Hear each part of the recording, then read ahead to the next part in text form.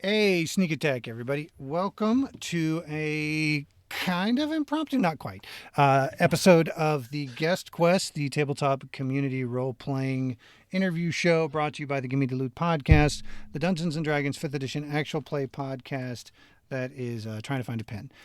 Joining me this week is the Trials of the Apocalypse podcast. Here to talk with them tonight with me is. Oh, me. Uh, I am Harlan. You guys know me. I got caught slipping just now. He threw me off. He introduced him, but then said I was gonna be the one. So yes, it is me. Yeah, it's the same way that we've done it every single other time. It's Nope, no, cool. it's not. Yeah, no, it's very similar. Usually the guest Very goes similar. first. The guest goes first. Very similar. If It, you're no, on yeah, in the no. chat, the guest goes first, and then he says, joining me with him, and then I come in. So you threw me off that time. Maybe I say hello to the guests at most. Trials of the Apocalypse is an actual play anthology podcast that tells humorous, thrilling, and heartfelt stories with the Powered by Apocalypse games. For each new system they showcase, they explain the basics of the game and collaboratively build their characters and their setting.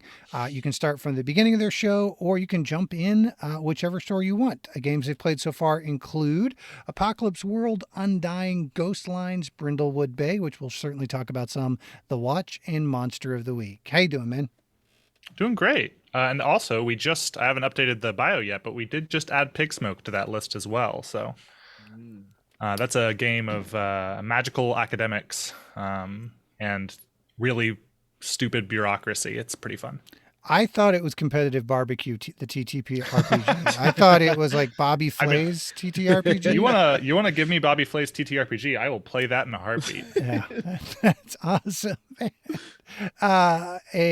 So yeah, it's small cast tonight.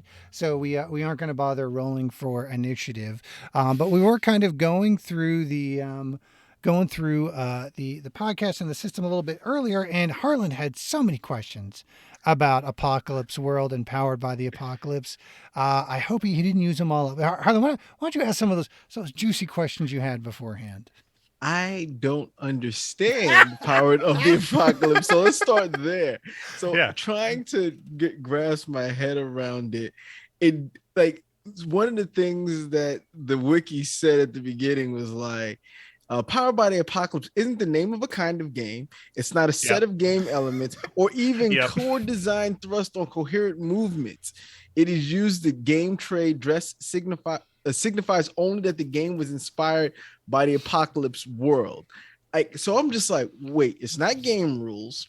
Nope. It's the setting can't be the same because they've got a game called Epillion where you play as dragons. I'm like, wait, that has nothing to do with what I read about it. So can you with what you know about it, and you're the master of it, as according to us, you are right now the master of this. What you know about it? What can you help me with? Yeah, so Apocalypse World is this really great game by Vincent and Meg Baker. A lot of people found it really inspirational, and I think they knew that as it was coming out, and they started getting feedback from people, and they wanted to let people within reason freely use the systems that they established, freely use the ideas that they set forth in Apocalypse World, and make their own stuff. And if they cite in their list of you list at the beginning of a book things that inspired it. There's a technical word for that, and I can't think of it right now. Attribute. But if it's in your attributions, and you have Apocalypse World in there, then congratulations, you're powered by the Apocalypse. And that's the short gist of it. Basically, the reason why they talk about it that way is because they wanted to be really open for what games could consider themselves to be powered by the Apocalypse. Because there's a lot of things going on in Apocalypse World that are not just mechanical, they're also kind of game theory, and very much like aesthetic, or you could consider it like almost philosophical for how a system can run, for how a story can be told at the table. And so if you are inspired by any of that and take that into a game that you write, then you can be powered by the apocalypse. And that's where that gray area comes from, is because it isn't just, there's no SRD to follow to make a PBTA game. There's no exact boxes you have to tick in order to be considered one, which is why you get a huge variance in that pool of games that are under that label. So, like we started off with Apocalypse World, but then the second one we played was a game called Undying, which Apocalypse World, you roll 2d6 to resolve moves that then are triggered by the narrative. Well, Undying is a diceless game. You barter with tokens in order to take particular actions.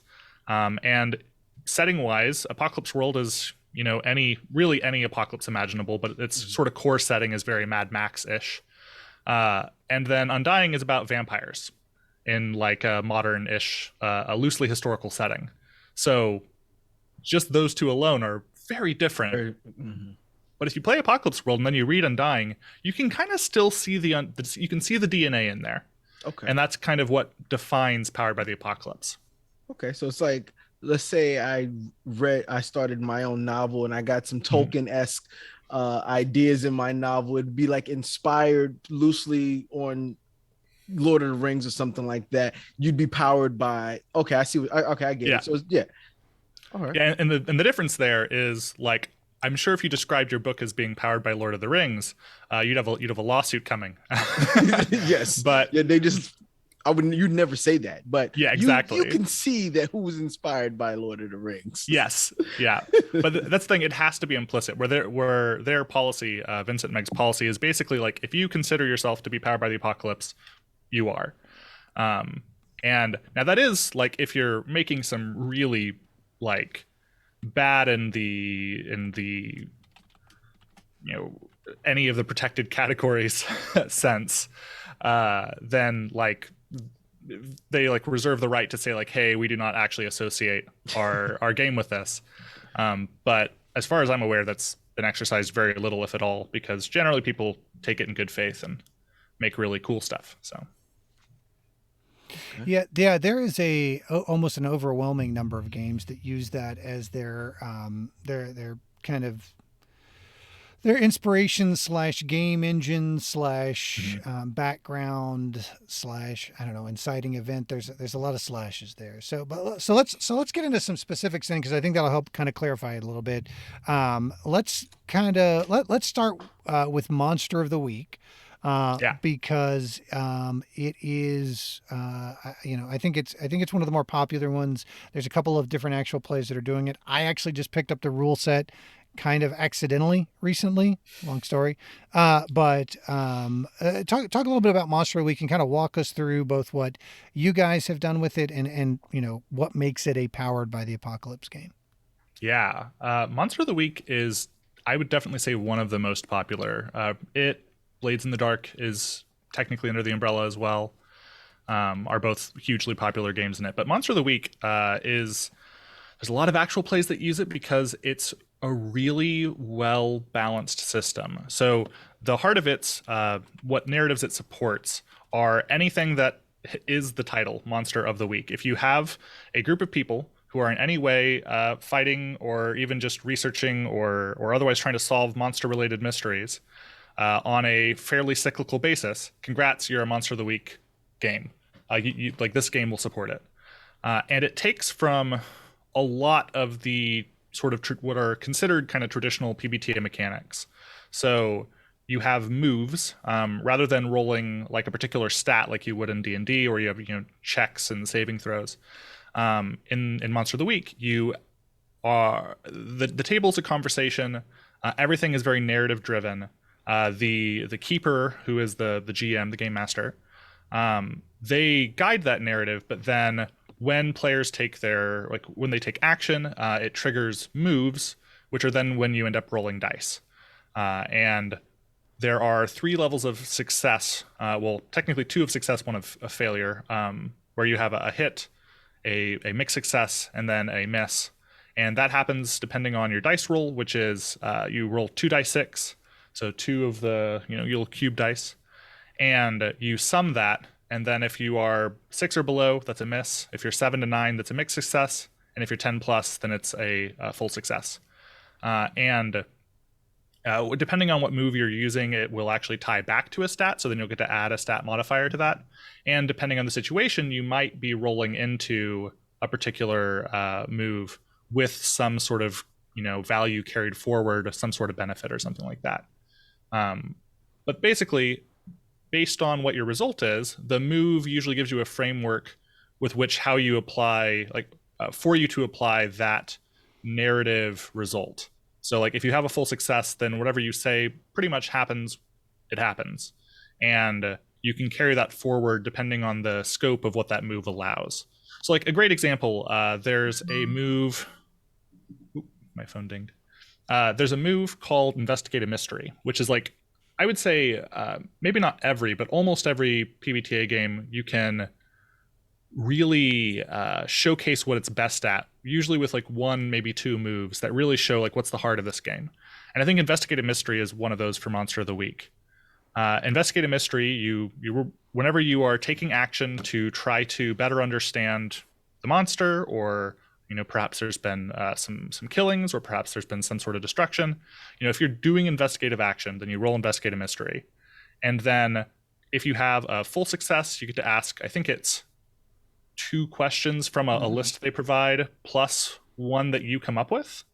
Yeah. And then on a mixed success, you just get one of those. So to add a little bit more to that, because that was just the amount of time I needed to pull up the Hunter reference sheet. For Investigate a Mystery, you roll sharp, and sharp it would be is like an attribute. It's just a different name for like wisdom or perception or insight or something like that. Ireland. So on a 10 or higher, hold 2. On a 7 to 9, hold 1.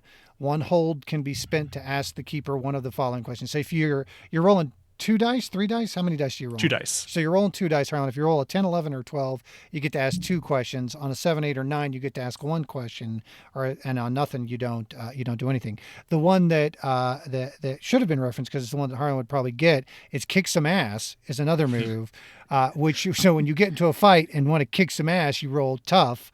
On a 7 and up, you and whatever you're fighting inflict harm on each other. The amount of harm is based on the established dangers in the game. That usually means you inflict harm rating of your weapon, and your enemy inflicts their attacker's harm rating on you. On a 10 or higher, you get to do one extra effect, like terrible harm, or you suffer less harm. And at 12 or higher, you instead picked. So it's basically like a 3-tier success system. Either you fail, or you do okay, good, or crit, basically. Yeah. That sounds like, though, I'm rolling and just to say we are fighting and that's it. Not like I'm not rolling to hit him. Like once we're fighting, and if I roll high, I am winning the fight. And if I roll medium, we're just giving blows back and forth. So looking at this, if you roll a 6 or lower, I think you just take damage. Correct me if I'm wrong, David. Yeah. So with Kick Some Ass, if you fail to kick some ass. But then like if you get like a 7, 8, or 9, you guys do damage to each other, right? Yep. It's like end of Rocky 2 or 3 where they knock each other out. Yes. On a 10 or higher, you get to pick something like you take an advantage, take +1 forward, or give +1 forward to another hunter. You inflict terrible harm, +1 additional harm against your enemy. You suffer less harm, -1 harm against you. And keep in mind, this isn't like huge, correct me if I'm wrong again, David, huge hit point pool, like, well, not Todd. Todd doesn't have a huge hit point pool, but these are much smaller hit point pools. So 1 or 2 points of damage is really significant in these kind of games. So players have a hit point, essentially a harm pool, as it's called, in that you have a harm pool of 7. Mm-hmm. And anything above 3 is considered there's a word for it in the game. I'd have to pull up the manual, but basically if you take more than 3 harm, it doesn't heal away naturally. Anything 3 or below, it'll just heal up with some time. But anything above that, you start getting into your condition will worsen territory. 4 to 7 harm wounds are serious and unstable. They will get worse unless treated. Mark the unstable box. 8 harm or more will kill a normal human, including a hunter. So it's, and this is something that, I mean, I think all your context for TTRPGs at this point are D20 systems, which have a higher kind of scale, both in the attributes, the difficulty classes, and in the pool of resources that a character might have. On some of the games that use dice pools, the numbers are significantly more condensed, and especially in more narrative oriented games, which I think with all the variations that are out there, I think the one through line that is pretty consistent, again, David, with Powered by the Apocalypse, they're more narrative forward than they are stat forward, right? Yes, there are some occasional exceptions to that, but overall, like one of the like core ethos of Apocalypse World originally, and then by extension most Powered by the Apocalypse games, is like all moves, all rolls are driving the narrative, not dictating the result of a particular action. So like whereas in D&D, like if I want to go and chop down a tree, well then I better roll my athletics or my strength check to see how good I am with my axe, see if I can cut this tree. And by contrast, if I was just going to cut a tree and it had like no bearings on the narrative in PBTA, it's like, okay, you cut down the tree, and it's not until you take action that is special in the narrative in some fashion, that has some sort of narrative impact, that the dice come in, and that usually it ties back to a move of some kind. Does that make sense, Harlan? Yeah, that makes sense. Do you have any other Powered by the Apocalypse questions?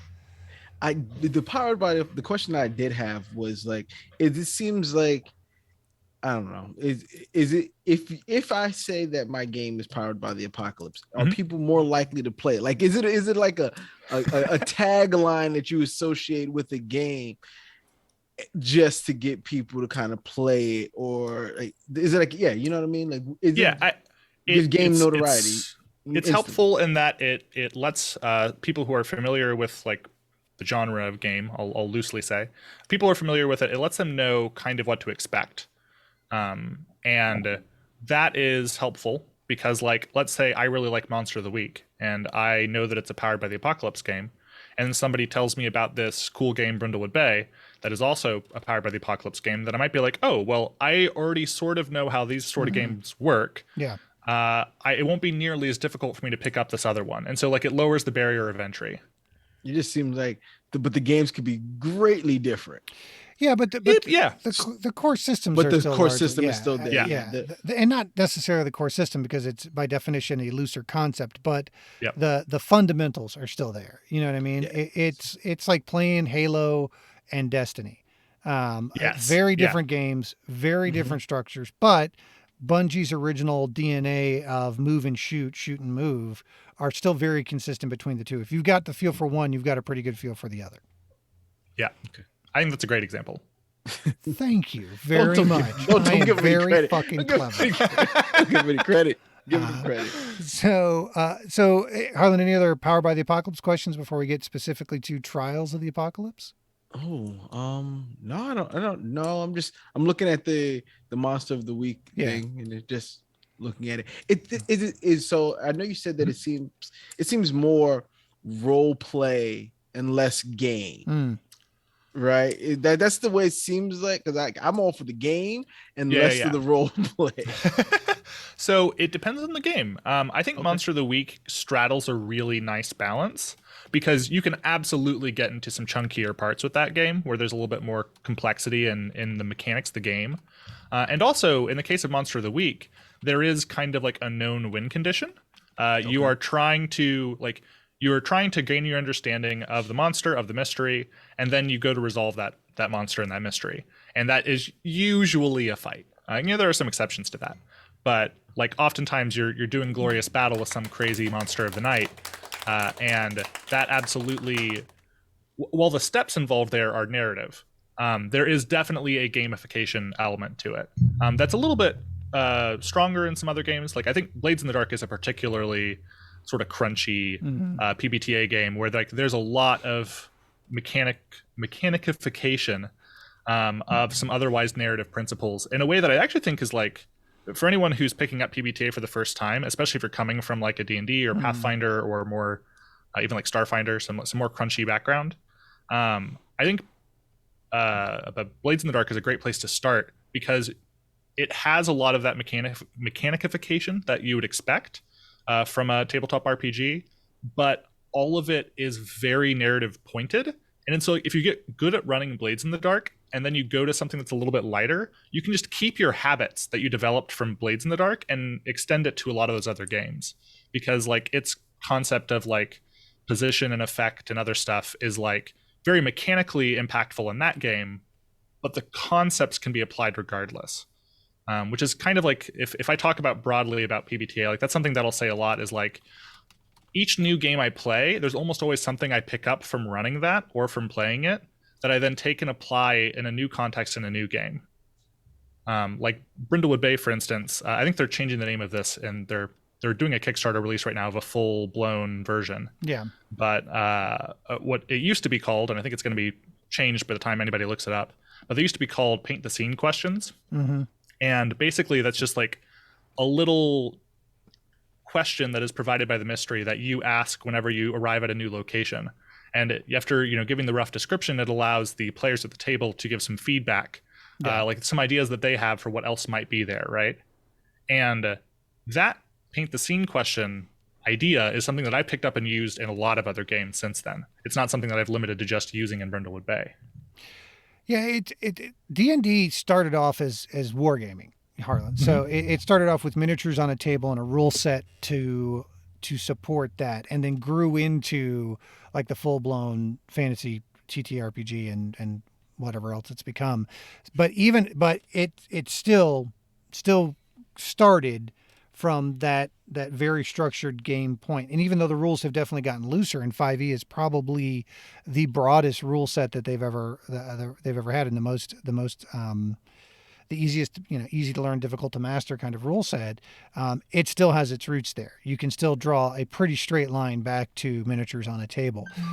There are other more narrative-oriented games, like Vampire the Masquerade is a good example, where the storytelling is more at the forefront than the what did I roll to hit.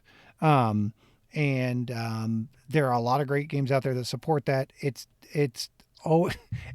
Maybe I've just always played with people that are really rules heavy people, and it's just like, well, if you're not going to tell me I can't blow up Nantucket because it doesn't say it in the rules, then I blow up Nantucket to solve this monster problem. So that's why I have always probably skewed more towards role game, more rules oriented games.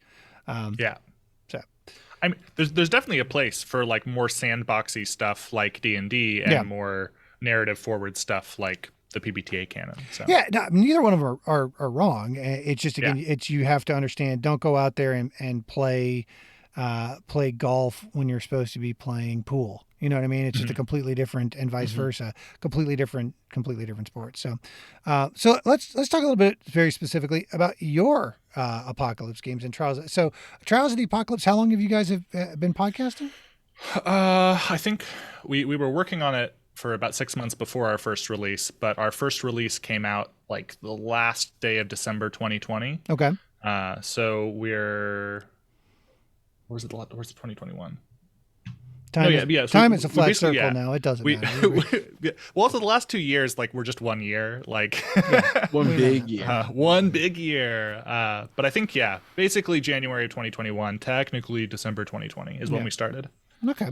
And was it just a group of friends? You guys have a broadcast. What's the origin story of your cast crew and how you guys got together?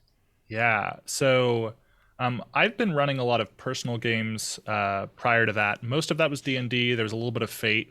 I'd been really meaning to try a lot of Powered by the Apocalypse games because I kept hearing about ones that excited me. Like I'd heard of Monster of the Week and that sounded really cool. I'd read a little bit of Apocalypse World and that sounded really fun. I'd heard of Undying and that sounded fun. And so I was like, well, I want to play a lot of these games, but I'm really bad at like setting aside the time to do it. Especially like when I'm running, at the time I was running 4 weekly D&D games. Good Lord. Which is, by the way, a lot. It's very many. That did not last forever, for sure. At this point, I'm down to just one, and one that's on hiatus that we might pick up again soon. But so I was really interested in running some of this other stuff, but I had all this other stuff that I was doing, and so I was like, well, I will be more compelled to do this if I have a project that I'm working on with it, right?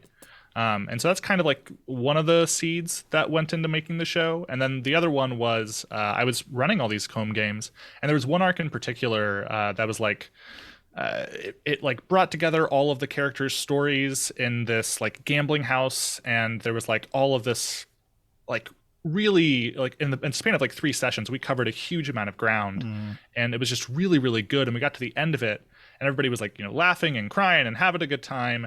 And then like an hour later it was over, and I was like, like I have no way of going back and revisiting this, or like this moment was contained to this moment. And there's certainly value in that. Like I don't record my weekly D&D because like at this point we're way too far along in that story to share it with anyone else. But I was thinking like I think I have the ability to tell stories that other people will find compelling, and if I do that as a goal, then I'm more likely to actually do it. And I have like a pretty wide group of friends and acquaintances who I've gamed with in those various games I talked about earlier, and just kind of more broadly. And so our cast at this point, because we rotate players every game, not a total rotation, but like I think we're up to either 15 or 16 cast members who've appeared on the show. Wow. In the course of our 7 games now. I can't get 2 to show up regularly for live stream, so that's impressive. Oh, my recording trick is you don't let them leave until you're done. We try to record all of our games in as close to one sitting as possible. At this point, we're up to usually back-to-back, like 4 or 5 hour recording sessions back-to-back in 2 days. Yeah. We try to do it over a weekend, but originally our first game, we just sat down at the table and did the setup and the entire game, and basically just were in my basement where we used to live for like 13 hours. It was crazy. So it was fun, super fun though. But you guys are all playing in person and you're recording in person. We try to. There are a few games, like right as the pandemic started to really ramp up, we went remote for a while. That was our Ghost Lines game, which we had struggled with some audio problems because of that, but we kind of figured it out. And then we've had a couple of hybrid games since then, where mostly we record in person, but then we might have a guest who, for instance, for our game playing The Watch, Dana, she lives in California, and I live in the heartland. I live in Kansas City, Missouri. It's a little bit far flight to come out for a game. So yeah, she joined us online. But yeah, for the most part, we record in person. So just to get into the podcast weeds a little bit, what is the audio setup when you guys are recording in person? How are you doing sound isolation? Is it just so it's all blurred behind me because the room is a mess, but we actually we currently record in my office. It's just big enough as far as a room. We have a couple of tables that we brought over from where we used to live that were just like folding tables that I roughly upholstered with some moving blankets to give them a little bit of acoustic absorption. And then I've just got like moving blankets hanging on every wall in this room to help out a little bit with the sound treatment. Yeah. And it works just well enough to then like my effects chain can help me clean up just about everything else in post. And still that, it doesn't sound the way that it might if we recorded in a proper studio, but I think it sounds perfectly good enough for a podcast. What kind of mics do you guys use? Just out of curiosity, what's your preferred brand of mic? So the one I used, we switched halfway through our show's production. For a while, we were using Mayono's. Is Mayono something? It's like a small company. They sell on Amazon and other retailers. But it was like a cheap condenser mic. It was like 40 or 50 a mic, wow. Which very affordable in that space. And they came with little mic stands. I don't know if I can get my blur to not kill this. If I put it in front of my face. Little mic stands. Oh, that's adorable. A little pop filter. But and then halfway through, they were condenser mics. They weren't dynamic mics. Wow, that's interesting. We started with condenser mics. Yeah. And that's because I'd heard that they did a better job, like as far as like the spectrum of audio they pick up. And at the time, I thought that was fairly important. And then the more I dealt with the fact that condenser mics are also more sensitive to noise and other problems, the more I was like, we should switch to dynamic mics. Yeah. And so now I also have somewhere, I've got another one that I used to use, but for the most part, we now use the Samson Q2Us, Okay, cool. which are either USB or XLR. Yep. That's dynamic actually mic. Jazz records with that, and then I record with the ATRI version of the exact same Yeah. mic. The But- ATRIs are a little bit harder to find, so we actually picked up a couple of Samsons. I think that may be actually what you're using too, Harlan. I think you may be on one of the Samsons or the ATRIs. It looks like it could be. Well, I think the Samson has a rounded tip, so I think that might be the other one. Yeah. Well, we're all about Sure, the tips. sure. Amazon will tell me what I use. There you go. I'm just glad you remembered to talk into it. Sorry to get down into the don't Get all talk bad about technical. me. I'm still here. I wasn't talking bad about you, Jazz. It was, oh my That was God. Anthony. That's Anthony. Oh, that's Anthony. Okay. No, we're not talking bad about you. Why can I not remember that Their Jazz is tags? serial killer and Anthony is See Me See Trouble? It just seems like those should be reversed. I've been seeing those screen names for like 7 years now, and I still get them mixed every single time, like fucking clockwork. So Yeah. I actually met David through a side project that you kind of bopped in for Brindlewood Bay, right? Or did you play something? I did a prior? little bit of when you ran Kids on Bikes as well. Oh, although that's I missed right. the second section because That's there's a little bit of a family emergency. You got eaten by a Tyrannosaurus. Hey, that's the way to go. Velociraptors in East Texas. That was my whole, and hopefully those episodes will see the light of day someday. Yeah, I mean, Kids on Bike is I think kind of a similar, but just glancing, comparing it to Brindlewood Bay and then comparing it to looking at Monster of the Week. Kids on Bikes is definitely a little bit more rules heavy, and I think a little bit more explicit in the mechanics of the storytelling than some of the Powered by the Apocalypse games that I've seen. Yeah, I think it sits like just above Monster of the Week, I would say, as far as like if I were to build a little crunchiness scale, Yeah. like how mechanics heavy it is, I would put it just above Monster of the Week. I think Monster of the Week has a wider rule set, but how everything is resolved is a little bit simpler than it is in Kids on Bikes.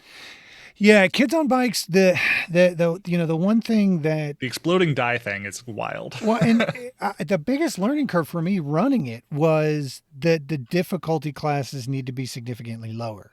I came in, I am notorious for the 15 DC in Gimme the Loot. It's my go-to DC. It's my favorite one. Statistically, it just fits well with how much I've powered these losers up. But that is super fucking hard in Kids on Bikes. Like a 7 or 8 is a reasonable challenge on that.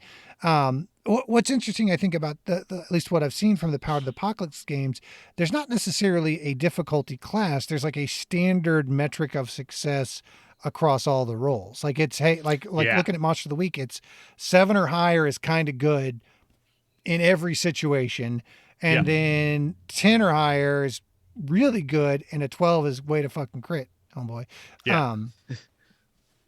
There's a couple of exceptions to that. I can't remember if Monster of the Week does this. The systems do blend together a little bit in your head when you're out of running them for a bit. But I know that, for example, Brindlewood Bay does have the idea of advantage and disadvantage as well. Yeah. So that you can, in the case of Powered by the Apocalypse, how that works usually is instead of rolling 2 dice, Yeah, you will another roll dice. 3 dice, and then either take the 2 highest or the 2 lowest, depending. Yeah. And so if you're playing Brindlewood Bay and you're in a circumstance where either you're in a circumstance where you should probably this is very difficult for you to do, you're probably rolling at disadvantage. Or if you have a condition at the time that can be applied to the situation, then you'll be forced to roll at disadvantage. Yeah. So Yeah, Harley, Brindlewood Bay is basically Murder She Wrote, the role playing game. Oh no. Yeah, I played that with Anthony's brother. Wendell was great at it. He was fantastic. With Bob, aka Cameron, the god of theater, was running that one. So yeah, man, it's what made you guys pick this particular. And Harlan, jump in anytime when you have a question. This particular rule set to build the podcast around. Why not because there's a fucking million of them. Who needs another one? But why not another D&D podcast? Not specifically, not another D&D podcast, because those guys are great. But So obviously, I run enough D&D that I've thought about it. But I think, at least for me specifically as a DM, I think that D&D, if you come to listen to a D&D actual play podcast, then you are coming to listen to it because you explicitly love D&D. Otherwise, like there's a lot that you'll have to sit through, or there's a lot of experience with it that you don't really like. You can't connect with as much. Like, what does a crit mean to you if you're not really familiar with the system, right? Knowing that, like, oh wow, this is like, oh, their AC is 23. Like, damn, like, like you have to sort of already understand what that is in order to really connect with it in that way. And I wanted to tell some stories that you could come based on the premise of the story we were telling, and you could not even care about the system. You could have no experience with it, and you could still enjoy the podcast. And I think that's really hard to do with D&D podcasts. It's not impossible. Like, there definitely exist, and I've listened to some of them. Like, I think the Adventure Zone's a good example because they're podcast personalities first, and then kind of storytellers second, right? I'm familiar with that concept. And so I think for how, like, the kinds of stories that I tell at the table, I thought the best way to do something podcastable would be to do something a bit more narrative focused. Yeah. And so we were almost a Fate core podcast. If you've ever read Fate before, it's another RPG system that I really like. I've run several one-shots of it and personal games in the past. But at the end, the reason why I did PBTA is because there was more games. I think there's a wider group of games that are all under that umbrella. Yeah. And several of them I hadn't had the chance to play yet. And again, for me, this was like, I want to learn how to do editing and sound mixing. I want to like learn what it is to make a podcast. And I want to play more games that I want to play that I haven't had time to. Yeah. Give myself a reason to do it. And so, like, the variety we've gotten to play on the show has been awesome and totally unexpected. So I think that's why we settled on PBTA when we decided to launch. Yeah, I've seen Fate and I've seen the Fate dice, and I'm like, that seems like something I will get into at some point, but I haven't had the opportunity to really dive into it yet. Because they're like plus minus die, right? Is that what? Yeah, so it's like a scale, essentially, of plus and minus. It's a little bit tricky to explain. And it's been long enough that since I played it that I would probably butcher it. My favorite thing from Fate that I've like picked up and applied to almost everything else I do is like Fate has this idea of aspects, and like characters can have aspects, but also situations can have aspects. Yeah. Like an example that I always fall back to is like if you let's say you're like having a fight in a bar and somebody like takes an entire keg and breaks it on the floor, right? Well, the floor, this whole room, this situation now has an aspect that's like wet floor, like beer on the floor. And if you take an action that uses that in some way, then you can apply a bonus to your roll. Or if it's used against you by the keep, like by the, I can't remember what the person running it, I think it's just the game master. If they use it against you, they can apply that negatively to you. And so situational aspects is something that I've used in D&D and other stuff going forwards. It's like, okay, well, like the situation has changed. How does that affect what you're rolling for? And so I love that concept. Yeah, there's, that's one of the reasons why I've been making more of an effort to at least pick up and add to the pile of shit that I need to get to read, but am so far behind on reading, behind me. And is because there are so many other, and that's why I picked up, like I said, by on accident, Monster of the Week recently. I've got the well, I have to know, what does it mean to get it by accident? I thought I was picking up a different book, and then when I got in the car, I realized I'd grabbed something wrong, and it was actually the second supplement to Monster of the Week.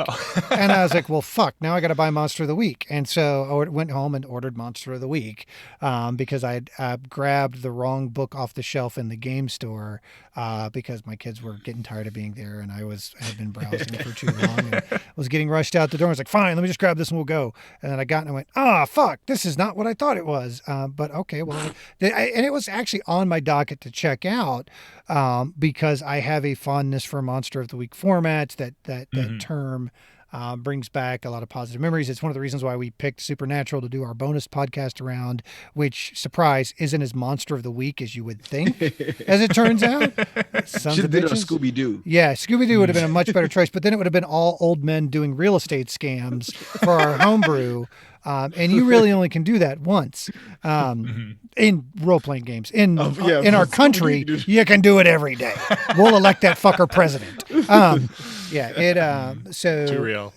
Sorry. Got to get there at least once. But yeah, I got like the Hellboy TTRPG I just picked up is on the docket. I actually have the Power Ranger TTRPG that I picked up recently. Managed to score like 2 of the discontinued Fantasy Flight Star Wars source books, Edge of the Empire and Age of Rebellion, because I've got invited to be on a Star Wars stream. You talk about complicated dice system. Oh yeah. Go back and watch our stream from last Saturday, folks. And Jay did a great job walking me through it. And I was like, okay, this makes sense now. But man, it is a very unique way to play, and especially now that you can't even find the dice, you've got to basically use the app because it's in the property itself is in a weird limbo between company that bought the license and the rights to reprint the books, not actually having reprinted them yet.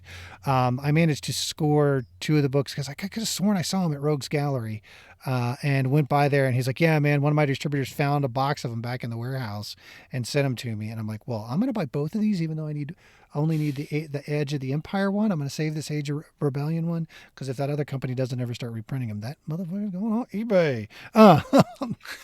So they have weird dice that you can't purchase anymore? You can't. No, like you can't find the dice for them because they are. It's dude, I can't even begin. I will post like because they're not numbers, they're symbols. They're symbols.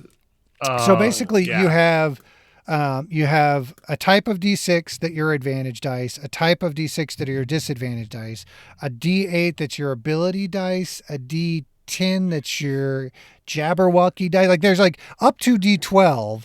Each different type of dice reflects an element that can go into the determiner of success or failure.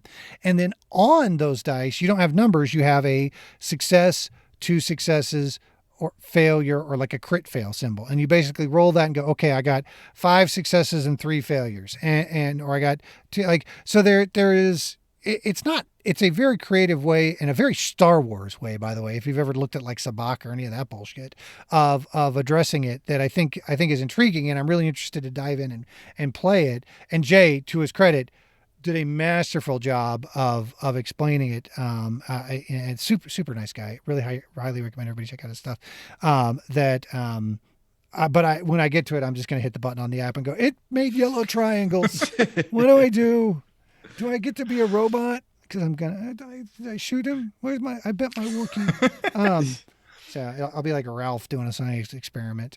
Well, cool, man. So 15 different play. I mean, that's what I was going. Yeah, thank you. Yeah, go ahead. All right, so you have a bunch of players playing. Are the games that you play, are they more one-shot story-driven things, or is it a campaign that these guys are just playing recurring characters that keep bouncing in, or which way is it? Yeah, so that's actually something we debated before we started the show, because like we'd thought about doing something where we maintained pretty much a set cast, and we did one-shots in these different systems, but like it all tied together. And we ended up not doing that. Each one is independent. There's no recurring characters yet, I'll say, with an asterisk. I'll get back to that. But like the main reason we did that is I wanted people to be able to jump in whenever. Like if you're only interested in Murder Mystery Grandmas, then just go listen to Brindlewood Bay. Yeah. And you don't have to listen to everything else. You can enjoy that perfectly well for what it is. And if you liked it, then listen to something else, right? And so I wanted like people to be able to do that with the show. And if you have a continuing narrative, then you don't have that freedom quite as much. And so that was like why we did it that way. Mm-hmm. And I put the little asterisk there because we played a game called Ghost Lines, which is by John Harper, author of Blades in the Dark and other games. And Ghost Lines actually takes place in the same universe as Blades in the Dark. It was a game that he wrote before. It's a short little 4-page document. Real simple, real good. It's so fun. But eventually we're going to be playing Blades in the Dark, and when we do that, we are going to carry on the story from Ghost Lines, but that's like very much an exception to our rule, just because of how that works. Well, cool, man. We are at the back end of the hour. If anybody else has any questions in the chat, holler at us. Harlan, did you have any other questions? I yeah, not yeah, because so you have to create characters every single time you run a new game, right? It's just Yep. like any like D&D. Yep, absolutely. Okay. But to Yeah. back it up, the Powered by the Apocalypse characters, if they're anything like the Brindlewood Bay characters, it's a dramatically simpler process, right? It is more, it's more archetypal than it is character driven. Like you know, it's a little bit easier to come up with that. It's less of a statistical piece of homework than it is so much a short short story writing prompt. Yeah, usually with Powered by the Apocalypse, again, not every game works this way, but you have playbooks, which are similar to like classes from D&D. And when you're doing character creation, you basically pick like your name, your look, which is usually just a narrative thing. It's like what your character looks like. And then you select a playbook. That's the archetype they sit within. And then from that playbook, usually you're only selecting 2 or 3 distinct moves that your character has available to them. That like are part of that playbook, and sometimes some items or other things if you're in a game where like your inventory really matters. And that's and you're assigning your stats if it's a game with stats, which most of them do.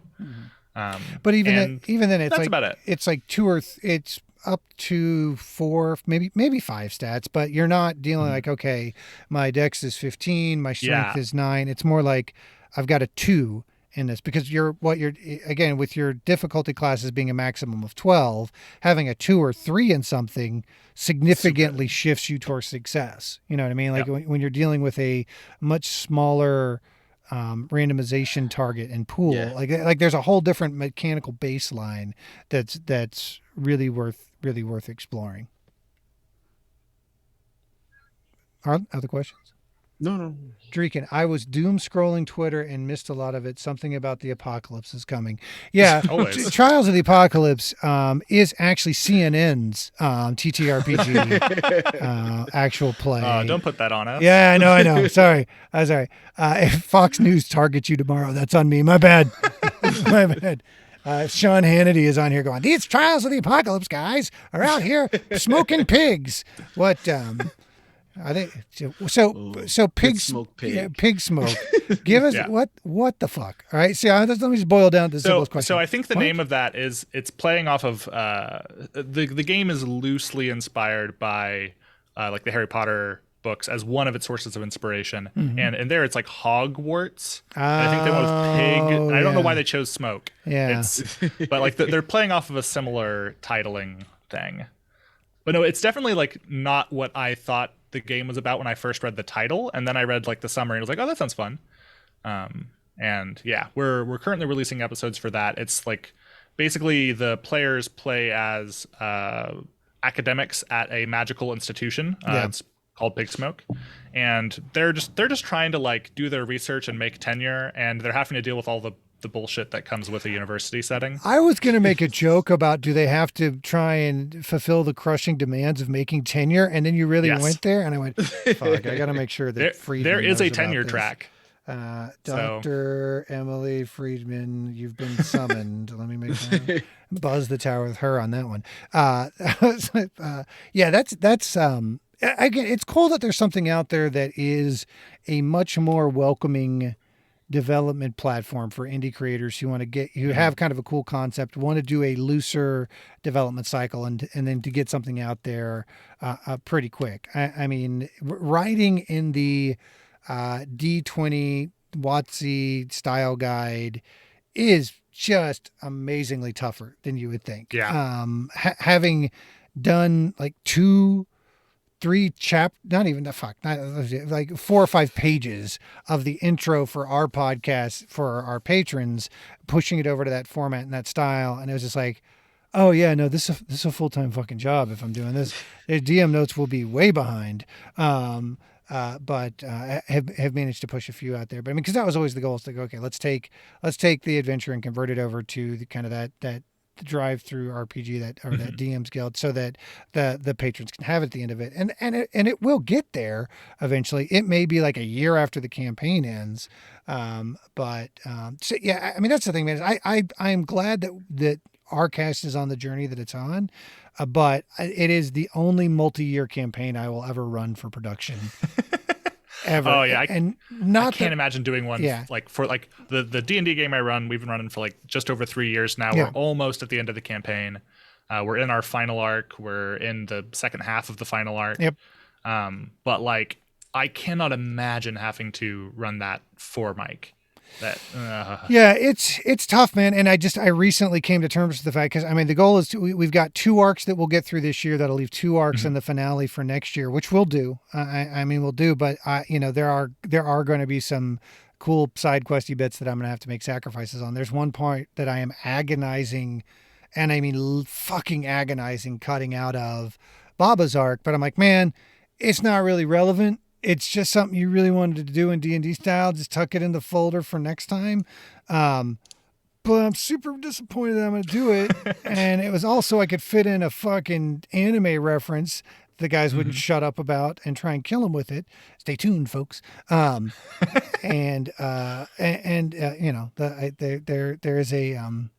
is a cost for trying to kill your players with the things they love, but ultimately that trade-off is worth it. So yeah, I mean, I definitely, I am a little bit envious of the flexibility and agility that having kind of shorter arcs do with you. So don't do what, Jazz? Don't cut the section that I'm thinking about cutting. No, I think he's talking about. What's actually happening on the next day? Yes, What's happening Thursday? What's happening Thursday that Harlan will be late to because he got free tickets to see the new Thor movie? Fucking priorities, yeah. You got 15 people. You got 15 people, a rotating cast across multiple states that are coming in person. I can't get my guys to pass up a $12.50 free ticket for a Thursday matinee in COVID times, man. All 15 do not come out at once. There's drinks and food. There's drinks and food. Oh, nobody told me there were fucking complimentary hot dogs. They have soft pretzels. Fuck your podcast, Turner.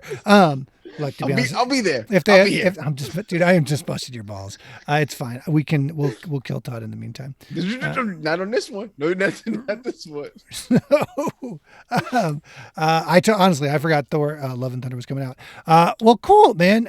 So any last minute elevator pitch stuff that you want to share about your podcast before we wrap this sucker up? Sure. I'll just do a quick one. I host Trials of the Apocalypse.